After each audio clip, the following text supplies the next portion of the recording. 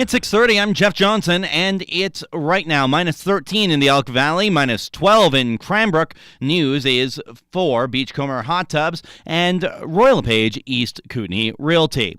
As part of National Non-Smoking Week, the Canadian Cancer Society is highlighting the dangers of flavored tobacco. Tobacco is the number one cause of cancer in Canada, and health promotion coordinator with the Canadian Cancer Society, Jenny Byford, says more can be done to reduce the provincial smoking rate. BC has the lowest tobacco rates in the country, thanks to the cooperation between the government, industry, and our advocacy groups. But we feel that we can still do better. We can have stronger regulations on smoking outdoors, as well as regulations on e-cigarettes and banning flavored tobacco. And we feel through a combination of those policies, we can bring BC's smoking rates down from 13% to 9%.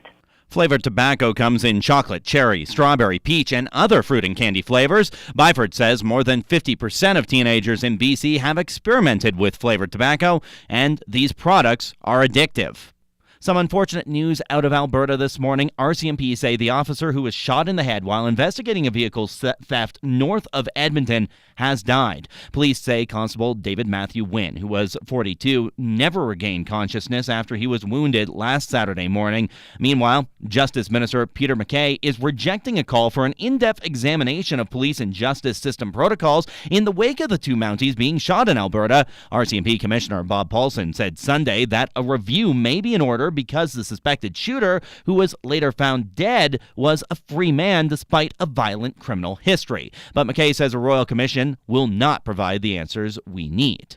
Traffic will be slowed down in front of the Kootenay Christian Academy. During Monday night's meeting, Cranbrook City Council voted in favor of a 30-kilometer-per-hour school zone on Kootenay Street in front of the school and Alliance Church. Right now, the area is under a 40-kilometer-per-hour speed limit, so Council also resolved to change it to 50 kilometers per hour and then add in the school zone. Crews will install two 50-kilometer-per-hour signs and three 30-kilometer-per-hour signs on Kootenay Street around the area of the school and the church.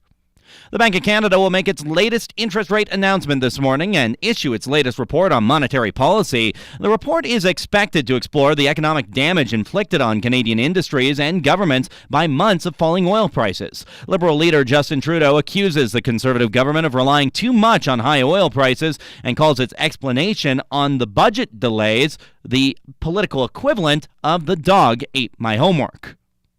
And e-documents are now available through Kootenay Savings. The local credit union has announced that they have introduced documents and electronic signatures to their services offered through online banking. Kootenay Savings has added the service to improve on the banking experience. Clients can now receive, sign, and send documents safely through any internet-enabled device at any time and anywhere.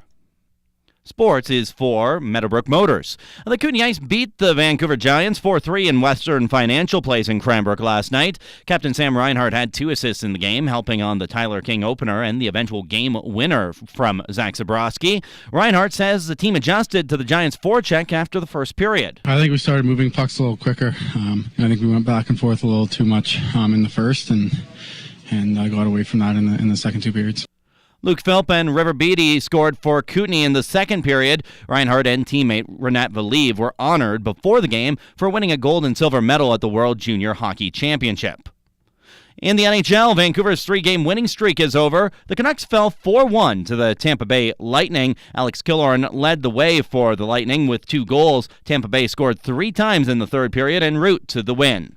Meanwhile, Teddy Purcell scored the decisive goal in the shootout to lift the Edmonton Oilers over the Washington Capitals 5-4. Carey Price returned after missing the last 2 games, and the Canadiens beat the Predators 2-1 in overtime, and the New York Rangers won it in overtime over the Ottawa Senators 3-2. The drive weather, today cloudy with a high of -2. Overnight, more cloud cover, a low -9. The rest of the week, mix of sun and cloud, highs around -3. Temperatures rising to +9 by Sunday.